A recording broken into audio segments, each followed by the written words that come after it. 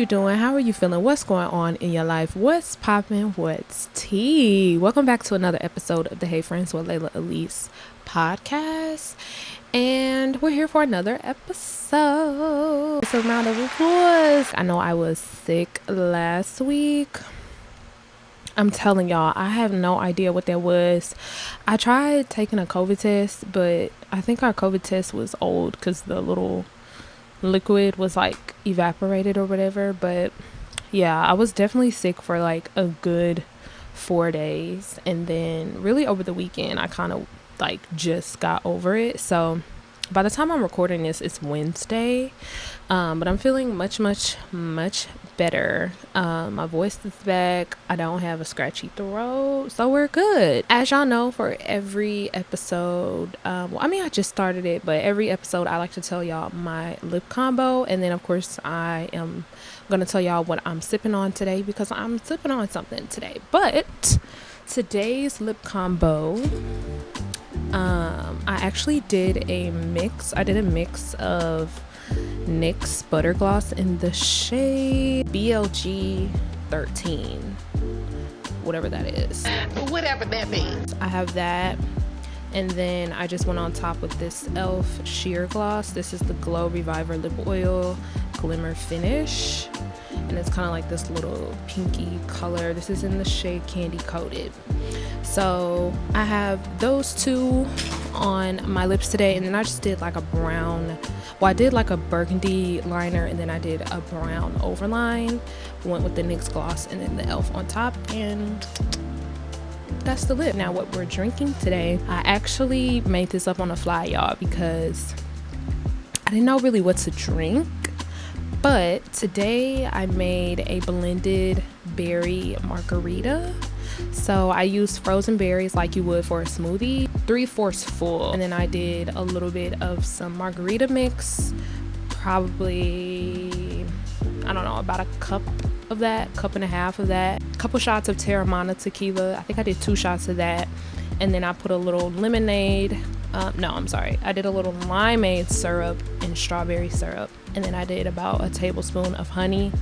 Blended that up, froze it for a little bit because I like my smoothies to be more thick.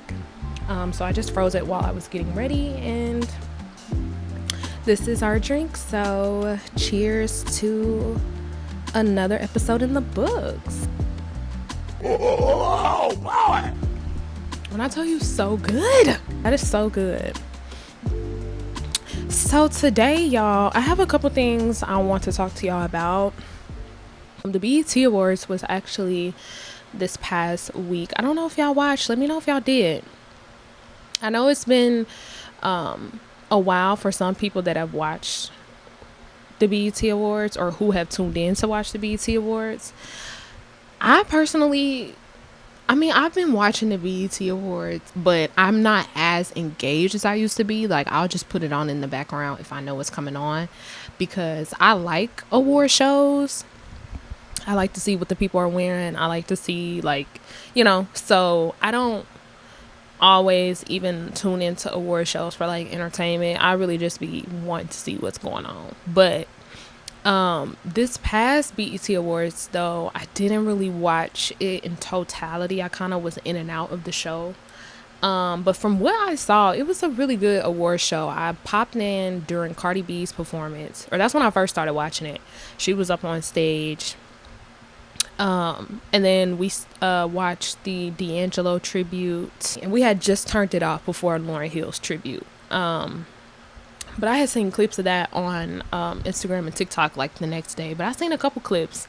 Tiana, she was awarded Icon of the Year. That was really cute. Baby Janet and that fit on the BET Awards. Babe, I literally said, oh, Janet is buckled up, babe. The hat, the bustier or the corset. She had her Tupac shirt with like a little collar shirt under. It was giving layers. It was giving textures. It was giving patterns. You know, I love a good silhouette, but I love a nice fly ass fit. And I was just thinking about that too. Just about like fly black girls, like, and I'm saying fly as the descriptor, the adjective, because it's like a fly girl is different than a baddie. You know what I'm saying? A fly girl is different than a cutie patootie. A fly girl is different than a bougie girl. Like a fly girl literally like maneuvers through each kind of style so eloquently and effortlessly. And I consider myself a fly girl. I don't know. Some people think I'm like a girly girl. And I'm like, I can be a girly girl, but I like the people that know me, like when I go out and how I dress, like I'm very much a fly girl. I love functional fashion. I love wardrobe that doesn't like take over. Like I like my wardrobe to enhance me, to either enhance certain body parts or even to just enhance my confidence. I feel like, I don't know, fly girls don't get enough love, like especially from, I feel like girls are starting to like give fly girls more of their flowers, especially with like the whole streetwear kind of like resurgence after like this whole chic wave kind of died down.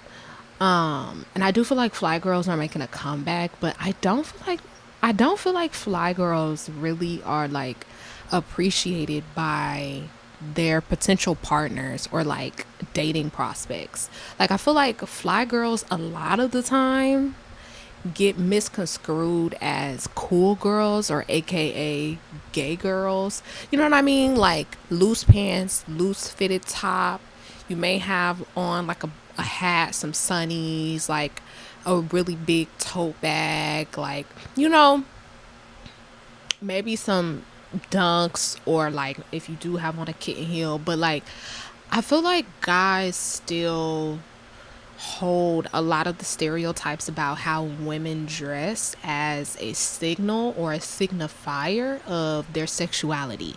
And I feel like it sucks being a fly girl because, like, just because I wear fly ass clothes, like clothes that a girly girl wouldn't wear, doesn't mean that I'm not feminine or I'm not a girly girl. And I don't know. I just feel like some people are too quick also to just label certain women who dress that kind of way as gay or as like gay passing or like whatever. And I don't know. I definitely was thinking about this because even for today's episode, I wanted to talk about dating and how that has been on my mind a little bit, I guess, because I don't know if y'all are watching Love Island. I'm watching Love Island. And I've just been thinking a lot about the differing dating experiences between certain people or groups of people, if you will. And particularly the dating experience of the dark skinned black girl. I feel like I have been thinking about a lot. And I was just thinking about fly girls, obviously, because we were talking about the BET Awards, but fly girls, I feel like, also get a bad rap, especially because a lot of dark skinned women identify as fly girls just because of what I'm saying. The idea that fly girls are seen as less girly girl or less feminine or less of a sex symbol, if you will, than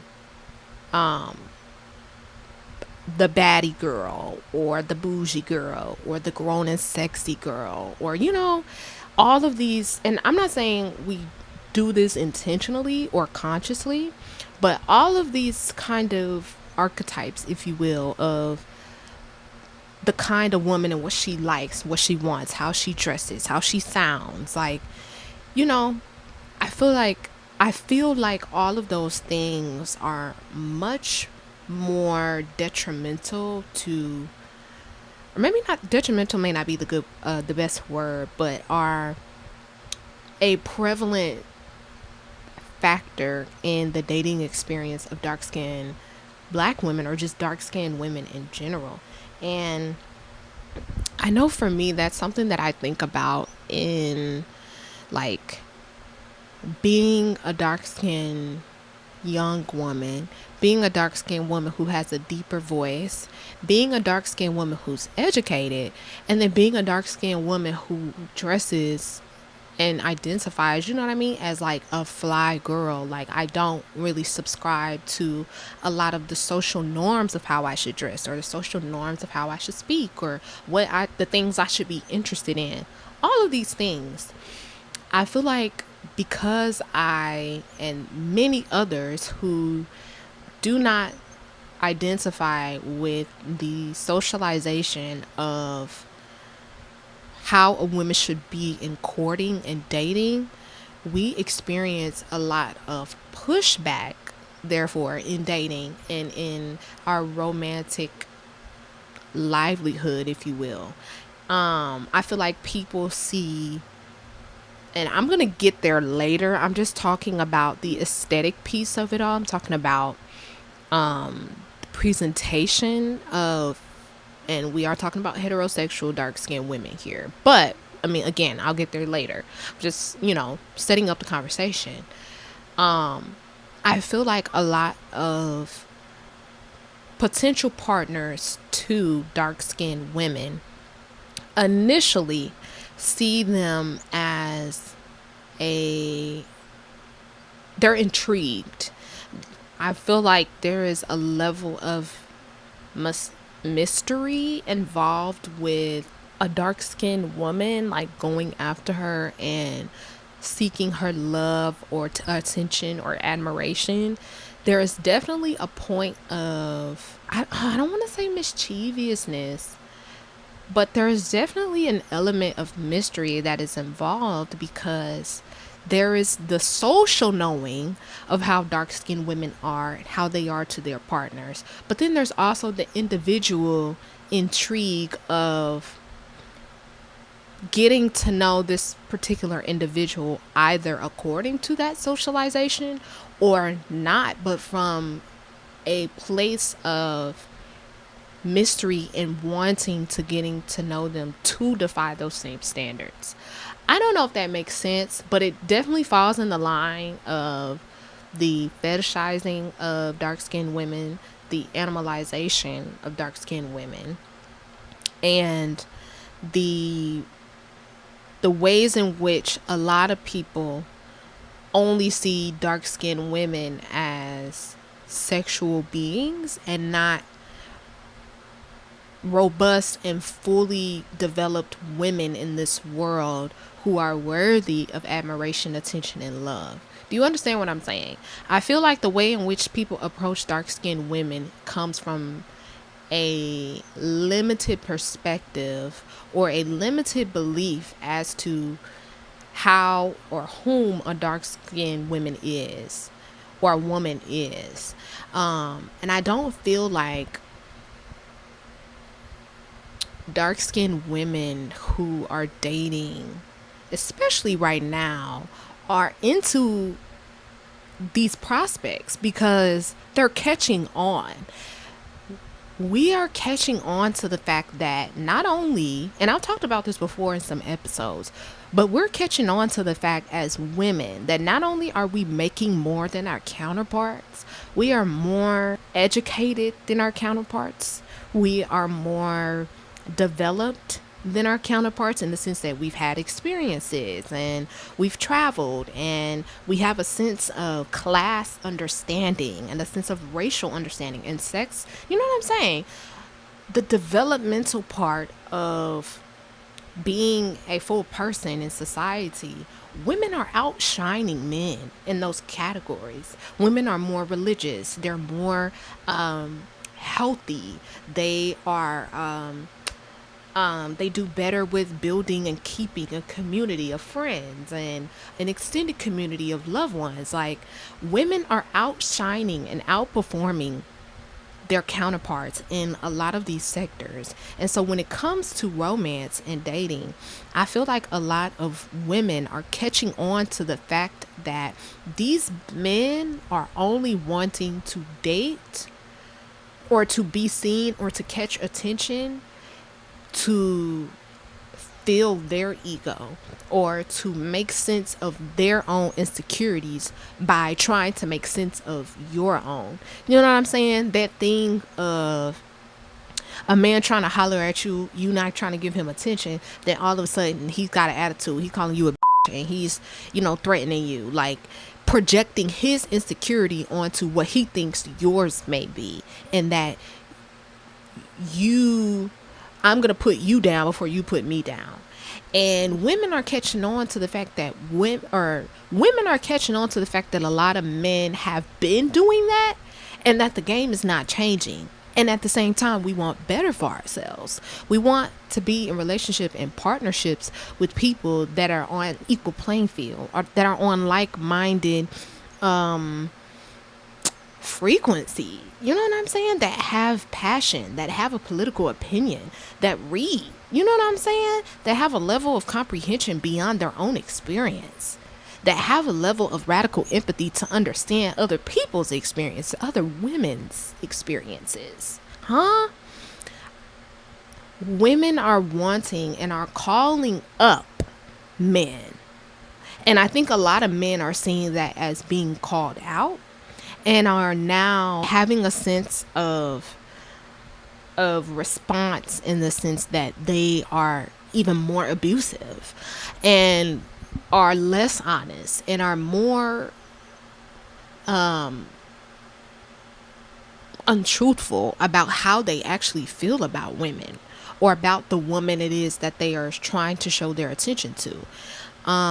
It's just like a constant cycle. I feel like women are, again, to my point, are realizing that they do not want to play a role in that. They don't want to be in partnerships that they feel as though that they have to downplay themselves in order for the man to feel better, for the man to feel secure, so that in turn he could then make her secure in the relationship. What kind of sense does that make? You know what I'm saying? Like that clip of Keke Palmer talking to Nia Long, and she was joking about how, we both got to play dumb. Like, you already dumb. Now I got to play too. You know what I mean? Like, so now I got to play dumb. Like, I don't know. It is how in the ways in which you're treating me. Women are seeing that, like, seeing the game that men are playing and that are trying to play or one up on us. It's not happening. Not saying that there aren't men who are abusing and playing women out there, but I'm saying the women who hold themselves of a standard and who are actually dating to look for prospects, they're smart to the game. We're not naive to this. You know what I mean? And that's another reason why I feel that the ability to self-choose and self-explore, especially as a dark-skinned woman in your dating life, in your sexual life, is something that you shouldn't negate. And I'm not saying that that means you have to date a lot of people. Damn sure not saying that means you have to sleep with a lot of people. But what I am saying is there is a certain level of openness and a level of surprise that you have to allow yourself to experience and explore when experienced or when met with. You know what I mean?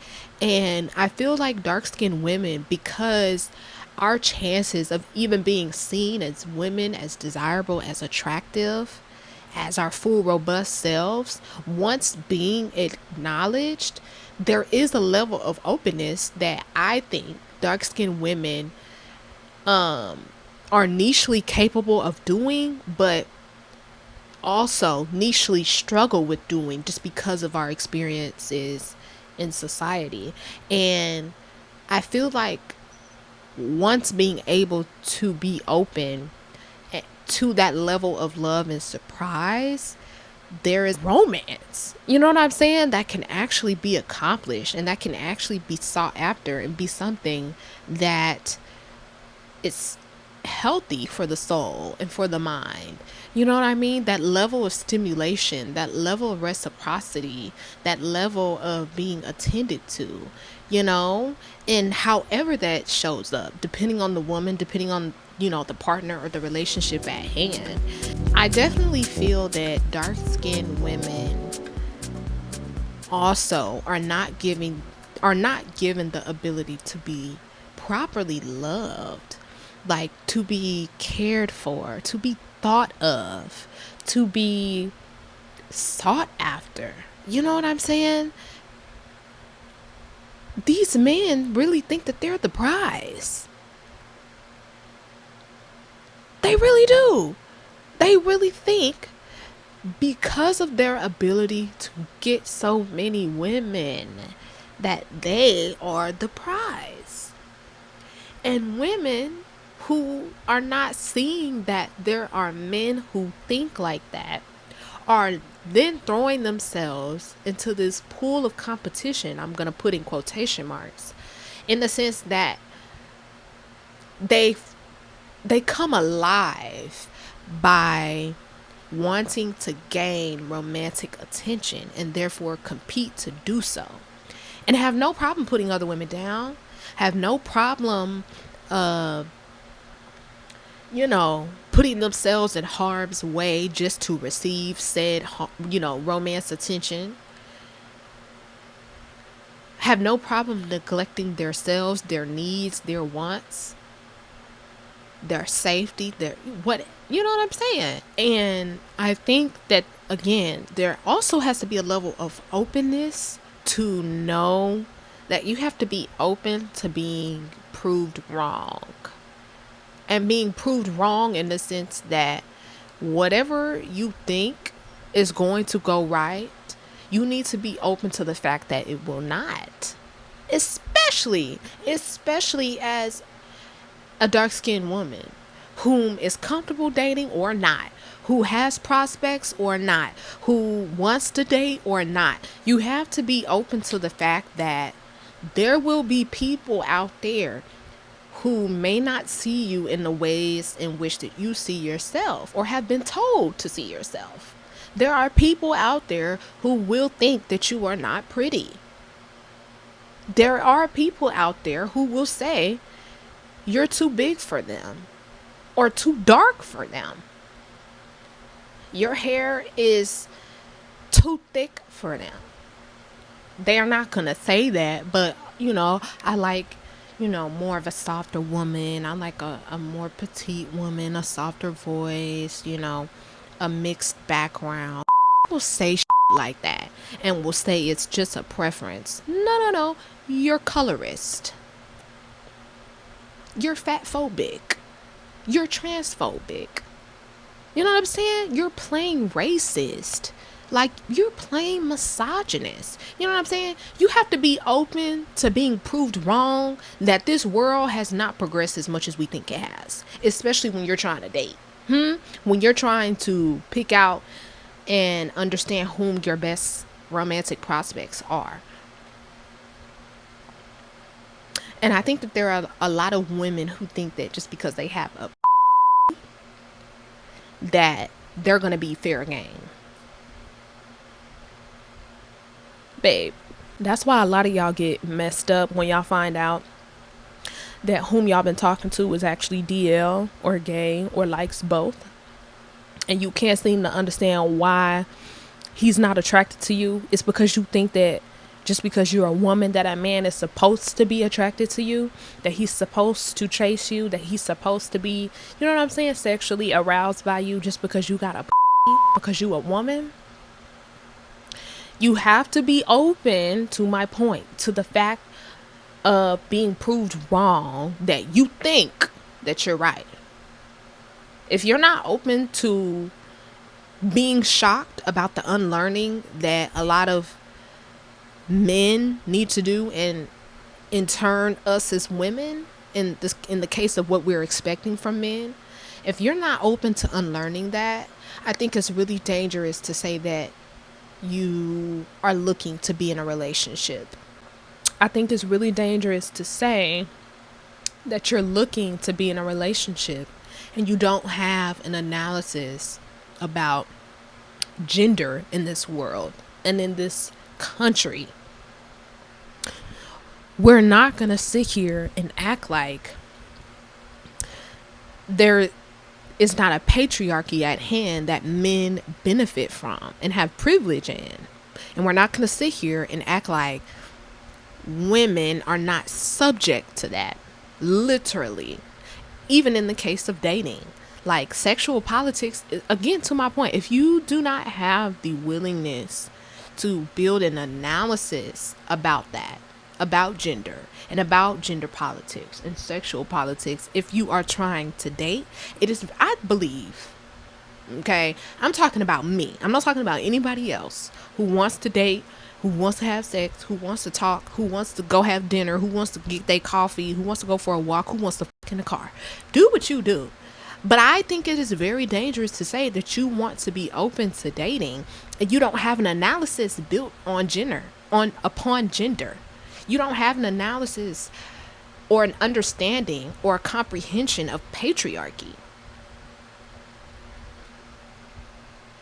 Which I be saying, birds, like that's how you become a bird. You know what I'm saying? You're not thinking. This is what I mean when I say you don't think. This is what I mean when I say you don't think. I'm thinking. You don't think. I'm thinking. Thinking. No. You know what I'm saying? And I feel that as dark-skinned women, there is unfortunately a hypervigilance and a higher level of surveillance that we are subject to and subject ourselves to when it comes to dating, because in the case of hypervigilance, we are trying to be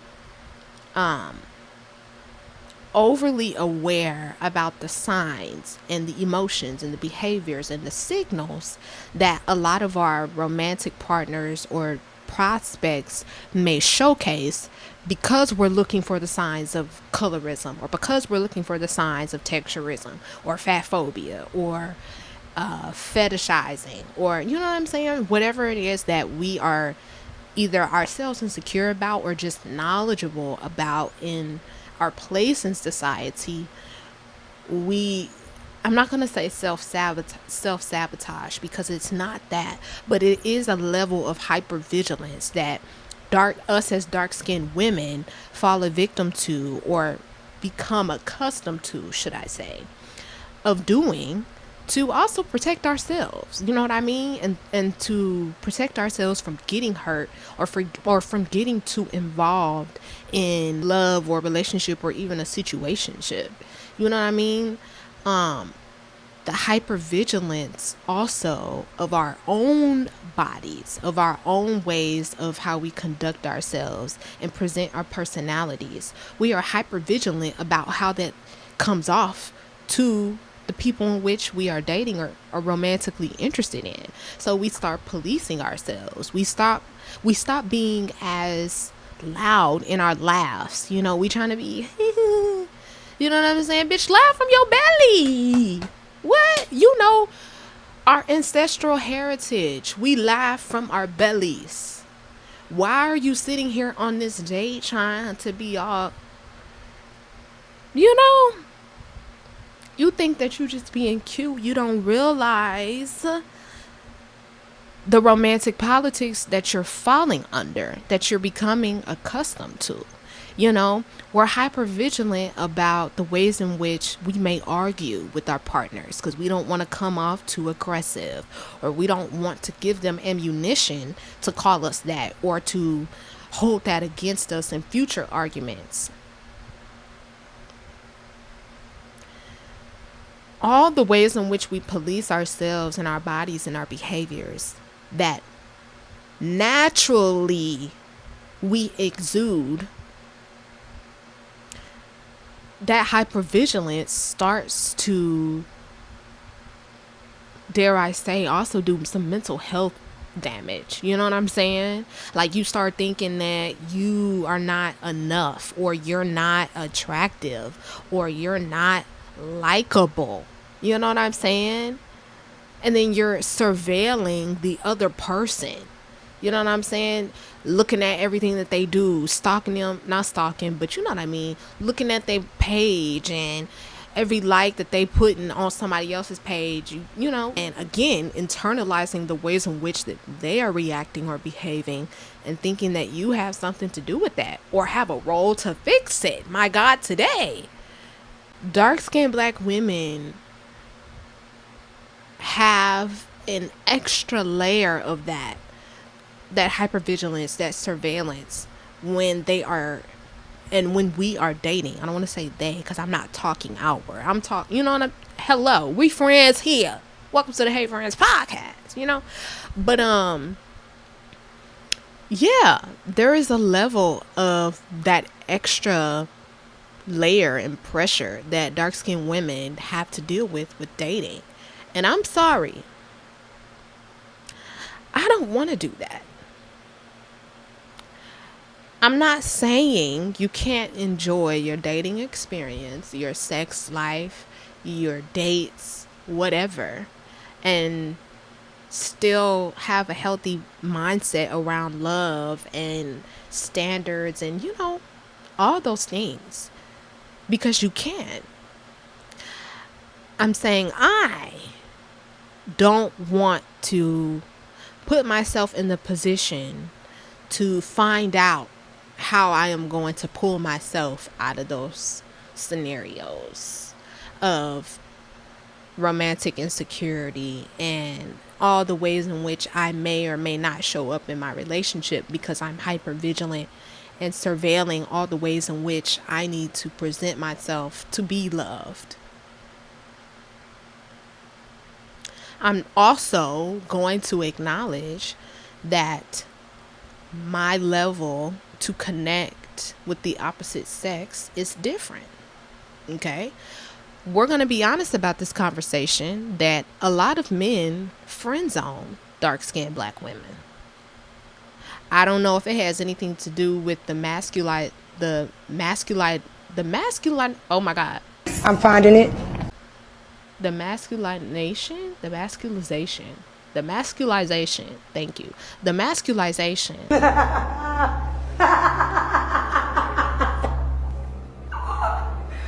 Bitch. Get it together. Wow.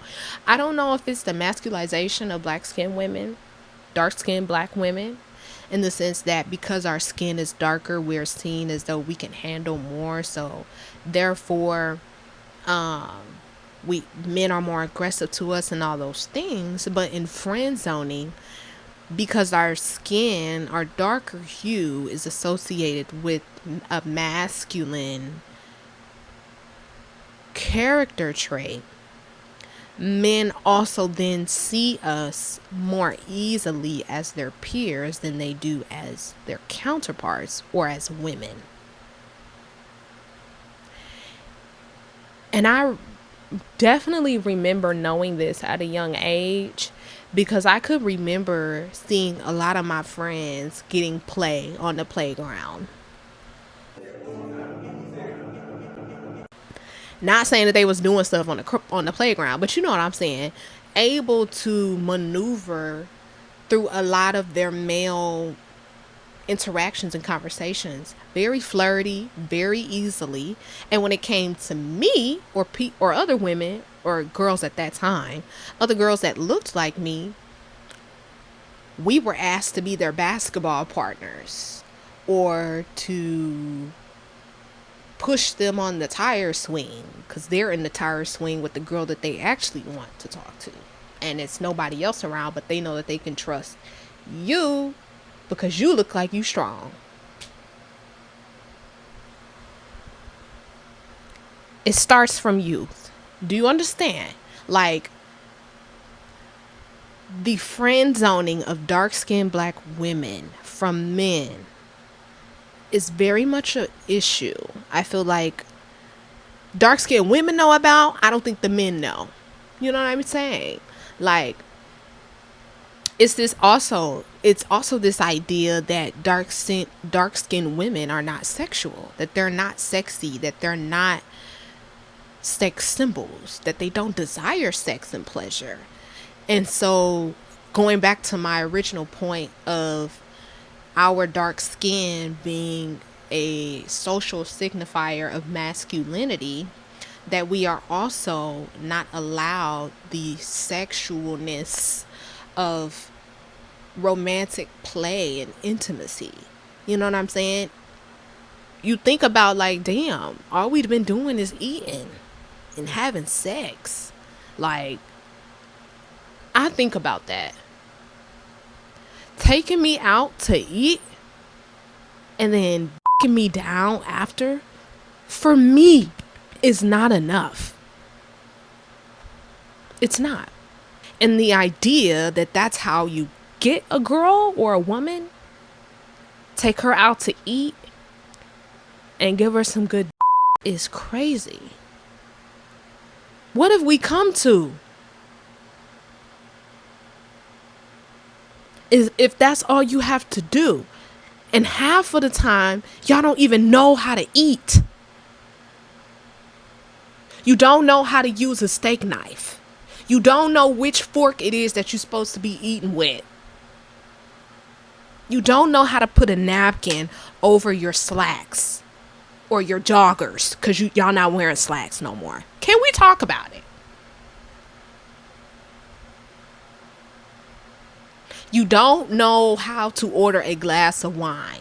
All you want to do is take shots of Don Julio or Casamigos. You don't even know any other liquors. And you trying to take me out to eat?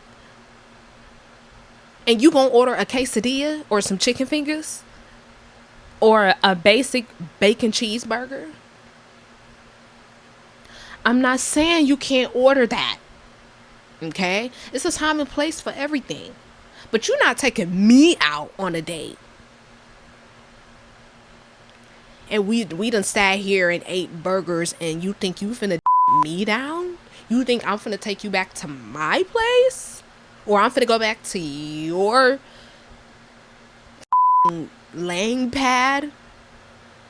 Because y'all don't ever have furniture either. That basic ways of living y'all can't do. You don't know how to clean. You don't know how to eat properly. You don't know sanitation principles. Y'all can barely relate mechanic and automobile issues or parts, because y'all don't do like that no more. You know? And I'm doing the work to get dressed, shave my legs, shave my pits, put on a face, dare I say a wig, to strap on my heels to go out to eat with you. For what? When me and my girlfriends are getting together for Taco Tuesday tomorrow. Hello? And you want me to go out and have burgers with you? You want me to go for a ride with you for our first date? And first of all, you don't even have a ride we need to be riding in. Huh? And I'm not saying that you can't date if you don't have a certain level of financial attainment or material attainment. I'm not saying that, right? And I do think that is very problematic to say, because there are people that really believe that love should not be a priority in your life if you don't have your finances in order or your professional life in order. You know what I mean? And this idea of you need to know what you want to do before you worry about anything else. Like, we are all, no matter our social class, no matter our race, no matter our marginalized group status or not, we are all deserving and worthy of love. So this idea that, you know, why are you so worried about dating, or why are you having sex and you don't have a job and you don't have, you know what I'm saying, 6 figures in the bank account, and you talking about dating or talking about getting married? Like, you need to be focused on other things. 2 things can be true, right? I do think there is a level of self-responsibility when it comes to dating, and understanding your self-capacity of what you can and can't handle and what you can and can't give. Okay? But I'm not going to sit here and say that just because that's the problem with the society right now. Hang with me. That just because you don't have a certain level of financial attainment or professional achievement, that you then, as a result of that, dare I say, as punishment of that, because that's really what it is, that you then cannot engage in a romantic life or dating life of your own. Because what you're really saying is you need to prolong or wait on your reward or wait to please yourself and work first. That's the problem with this society in this country. Everything is about work, do, say. What are you doing? What are you building? What are you expanding? And not how are you feeling? How are you contributing? What is feeding your soul? Questions about how you feel over performance. That's the problem, So I'm not going to say that men or women don't deserve to date and have sex and enjoy good romance, you know what I'm saying, just because they don't have a job or just because they don't have six figures in their bank account. Because if that's the case, half of y'all who was dating and having sex at 15 shouldn't have been doing shit. But I will say, I do think, back to my point, I do think there is a level of self-responsibility in choosing how in which you do want to date. Okay, you don't have all the money to really court me, with a steak dinner, and afterwards we go see a play, and then we come back, get some ice cream, and we walk the streets, we walk the town, and then we stop in a little jazz club or a speakeasy, we get a nightcap, and then after that we talk about our feelings of the poetry, and then you drive me home, and then we look at the stars, and then we kiss on the nightstep, and we talk some more. Like, okay, look, I done went down, hey. But you know what I'm saying? Like, you may not be able to do all those things. You may just be able to go for coffee. Okay? Make it the best coffee you can make. Open their door. Order for them. You know what I'm saying? Be chivalrous. Do the small things. And be committed to it. Don't just do the halfway. And don't just do it because you want to have sex. And don't just do it because you want to be with a black girl. Or don't just do it because you never talked to a dark-skinned girl. Do it because you're committed to love. And you're committed to loving. I be so damn confused on how a lot of y'all be dating. And y'all don't even consider yourselves like a lover. Or, you know what I'm saying? Like, you don't even like people. And you trying to date? Like, do you not know how many men who are dating and having sex with women and do not like women?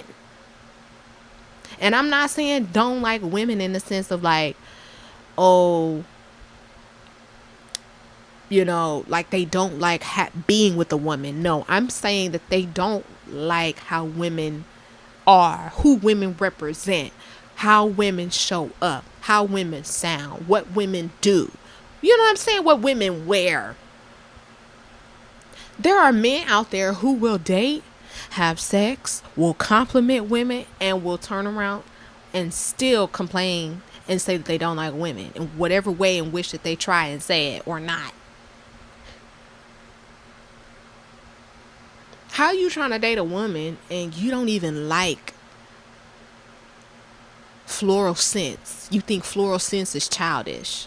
Or how you trying to date a woman and you still think that makeup is a cover-up?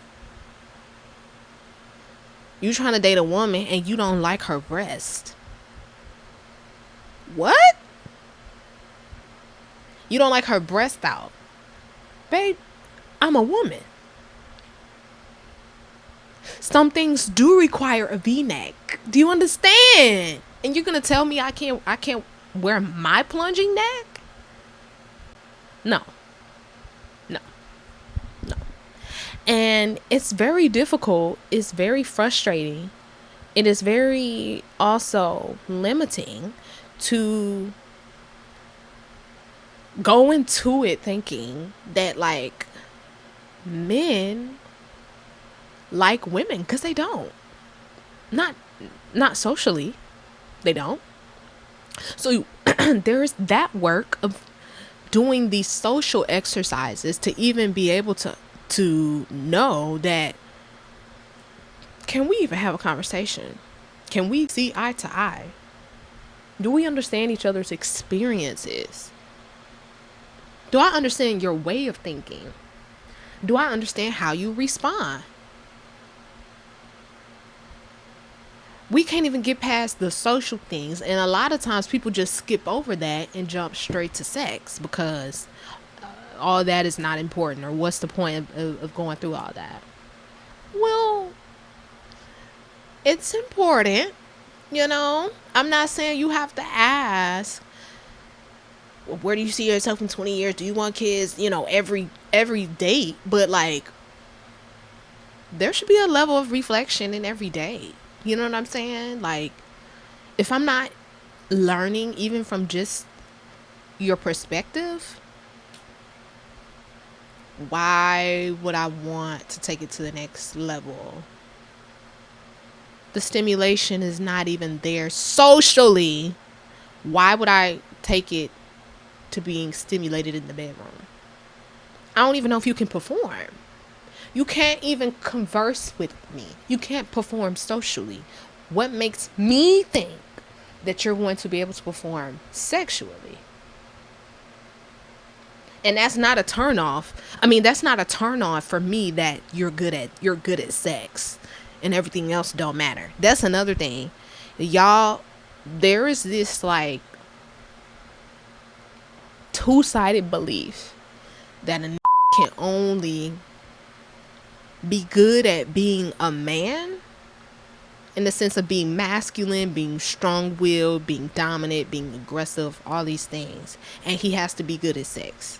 Those are the only two requirements that I feel like women this day and age, whom are wanting to be in a relationship, who are wanting to be sexually admired, have. Well, he a real man, girl, and he me down, so what more can I ask? A lot more. Maybe his credit score, maybe his professional background, maybe where he grew up, maybe his childhood. You know what I'm saying? Maybe his relationship with the money, maybe his relationship with the other women in his life. So many more things. Just because, like, I was just telling my mom this not too long ago. There are so many skills you can be good at. And you think the one skill that's going to impress me is that you know how to have good sex? Or that's the only skill that you can bring to the table? Is that you know a woman's body? My head hurts. Like, what kind of sense does that make? What kind of comfortability does that bring? None. You have to stimulate me mentally, emotionally, intellectually, right? From there, we can maybe see. Maybe. Right? Because still lie. Still have on a representative for the first 6 months to 2 years of a relationship. You know what I'm saying? So they can present themselves to be intellectually robust. They can present themselves to be well-traveled and experienced and all these things, and have a certain politic about gender, and have, shared political beliefs and values, and still do some. We'll still cheat. We'll still lie. We'll still be a mama's boy. We'll still be insecure, controlling, abusive. I mean, The socializations that men have dealt with for years are still the same. And as men, if you don't have a social analysis around that and how you have been socialized to be a man, we cannot be in a relationship. Because why are we sitting here having an argument about if patriarchy is real? No, you gotta go. We not gonna work out. We shouldn't be arguing over shit we both should know. You should have an analysis built around that already before you meet me. You should be committed to deconstructing those ways in which you have been socialized to be a man before you even meet me. I am not your saving grace. I'm not your teacher. I'm not mentoring you to do this process just because you're with me also. No. That's not love to me. Love is not teaching. And I think there also is a level of unlearning that when it comes to your parental relationships and the ways that they taught you. Was it really loving? You know what I'm saying? That is, again, individual work that you need to do before me. A level of comprehension you need to know before me. Not saying that you need to have it completely worked out. Because who does? Especially when it comes to deconstructing a lot of our childhood, bondages and traumas in which that we are still trying to break away from. I'm not saying you have to have it all figured out, but there is a level of comprehension and knowing your capacity, knowing your limits, knowing exactly what has happened to you and how to put words to that. Like this whole thing of when I get mad, you get mad, and then you don't want to talk, and then now I'm having to get you to talk when I was the one mad when you did something to me. No. The tit for tat too is another reason why I can't get fully involved in dating, because the game of like wanting to show attention but not doing the chasing as a woman, and then the men nowadays not wanting to do the pursuing because of the reality that they are being chased. I'm so tired, yeah. I'm so tired. I'm really tired. Oh, like I don't. What do you want me to say? You know what I'm saying? That's why I be feeling like when it be dudes who are attracted or who may be interested in me, like what do you have to say? What do you have to say? Go on. You have 2 minutes, 30 seconds. Get it now. Don't waste my time. I don't give a how old you are, who you are, where you come from. What do you have? There was a point in time where women were not marrying men who had less than them. They were not dating men who did not have something to offer them to better their social attainment or social resources or social standing in general. Once people started marrying for love and novelty, some of that started going out the window. And we need to bring some of that back. Actual courting, actual dating, prospecting people. You know what I mean? Experimenting with different kinds of people. That's something that I also just want to be comfortable in doing, be self-secure in doing. And I don't want to prematurely do that. I also don't want to pre-knowingly do that, in the sense of like I know what it is I want, how I want to date, and I presume that process without being open to that surprise of what could be different. Exactly what I was just saying earlier. Like I don't want to jump without knowing that fully. I also don't want to start dating without being fully confident in me being a fly girl. That there will be men who look at me and say she's very masculine, she's not my type, and I can walk away and pay for my dinner and yours with a smile on my face and get in my black truck and go. You know what I mean? I don't want to have to every date. I gotta pray and hope that this got his wallet, or that his card isn't going to decline, or our only way of dating to stay within his financial bracket is Cheesecake Factory or damn near Chili's. Like, and I love Chili's, I love cheesecake, but nah, I don't want to be courted like that. You know, like, I started taking myself out at a very young age. I probably started taking myself out on solo dates when I was maybe 12 years old. Dead ass. In between dance classes, I'm like, I'm finna take myself out to lunch. I bring my own book. I have my headphones. I'm reading my book. I'm eating my, at the time, Zoe's Kitchen, or my Pickle Man sandwich sub. You know, I'm chilling. I got to an older age. I'm taking myself now on dinner.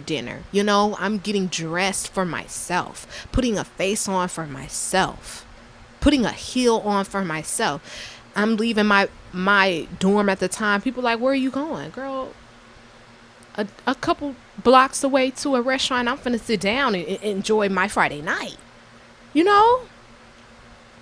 And now at the age where I'm taking myself out on happy hours and drinks. I'm not waiting till Saturday to go out on a date with you. It's Wednesday. And I got it right now. So let's go. I want a steak today. I want lobster bisque today. I want red wine today. Like, half of these don't even like wine. Not saying, like, of course there are people that don't like wine, but you know what I'm saying? Like, oh, let's get a glass of wine. Man, I'm not drinking that. Like, you got a whole attitude over, like, I just asked if we could get a glass of wine. Nah. Like, when Jennifer Lewis said that she was in the car and was raving about how beautiful the trees were, and the guy who she was talking to at the time basically said, I don't know why you think them trees are so beautiful. And she said that was the last time, or the last date that she had with that man. Like, simple joys that you find so easy to trample over, to stump on. That's the biggest red flag for me. You know what I'm saying? Like, even when you do take me out on a date, let's say I do order my red wine, I get my steak. Oh, she got a steak. She thinks she bougie. Okay, I know who I'm dealing with. Big money. Not on my watch. Excuse me, waiter. Yeah. Can you actually leave my order? I know I just placed it, but I'm not hungry. I'm gonna go. Who are you? Big money? Who came up with that also?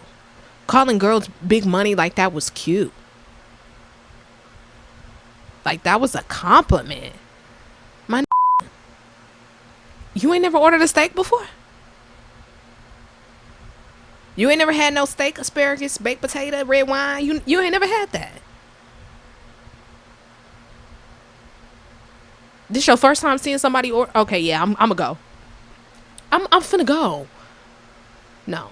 You know what I mean? There's a level of self-standard and respect that I hold myself to on a daily basis. So how dare I not hold the people who are going to share intimate space and affection with me to not that same standard, but a standard of expectation of love and respect and kindness first.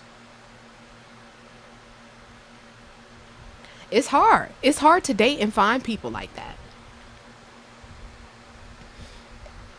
It's hard to find men, straight identified men who still believe in that and treat women well, and who like women and who want to be in love with the woman. and who love black women and who want to be with the dark-skinned black woman. Like, so many nuances, I feel like, in the conversation of dating that I feel like more women need to be honest about, and more men need to stop being so offended about. Okay? And that's really all I have to say about this topic. I mean, just what I said earlier, I'm not saying that if you're a woman of a certain standard, certain class, certain race, or whatever, that you can't date or enjoy dating or enjoy sex or being sought after or being admired. Go after what you want. If you want that man, get him. You want to have sex with him, go have sex with him. Safe and protected. You know? Enjoy yourself. And do that. Just that. Enjoy yourself. But be safe while doing so. Protect yourself. Physically, right? Use contraceptives. You know, physically protect yourself. If you feel like you need to go, leave. If you feel like you need to block a person, block them either for your physical safety or emotional safety. You know what I'm saying? Protect yourself. Put yourself first when you're dating. But don't just be going around here thinking and being naive to the fact that men are not gonna not be men, because they are. Like, just don't be naive to the fact that you just being in a relationship, let alone a committed relationship or a marriage, but just being in a relationship is a risk itself. And you just have to be open to that. And also know your power in that, so you're not taken advantage of. And so that you're actually able to enjoy it. You know, and I just feel like you have to know your boundaries. You have to know your capacity. And I just know for me, I'm just like, I'm not in the desire to be working on that. I'm not desiring to be wanting to date or wanting to like really have sex. And, you know, I don't know. I'm cool. You know, I'm focused on tending to my soul and like really coming to know what I want out of myself and out of this life, and then possibly a partner. You know what I'm saying? Like, I'm focused on figuring out how I want to feel, not who I want to be with. You know what I'm saying? And beyond just a person, but the ways in which I live on a daily basis. And I think that that level of exploration has to be sought after. Whether it's first, whether it's concurrently, after the fact, like however it is that you can get it. But there has to be a point that you put yourself first, and there has to be a point that you come to understand and comprehend that men have a different experience in being dated and romanticized and sought after, and women have a different experience in being dated and sought after. So understanding that reality involved in that, I just wanted to talk about that because I have been seeing a lot of people talk about, like I was saying earlier, just Love Island, and then I've been on TikTok of other people just talking about their dating experience. I'm like, I don't know, I was just seeing a lot of dating. I was like, maybe I need to talk about this. But if you enjoyed this episode, let me know your thoughts below. How do you feel dark-skinned women and their dating experience differs than other women? And how do you feel that the dating streets are right now in general? How do you think men are going about it? How do you think women are going about it? I'd love to know your thoughts. So feel free to put that in the Spotify comments, put that in the YouTube comments, or you can email podcast heyfriends@gmail.com your thoughts. And I will see y'all on the next episode. Make sure you're following me on Apple and Spotify and subscribed on YouTube. And I will see you in the next episode. Bye, friends.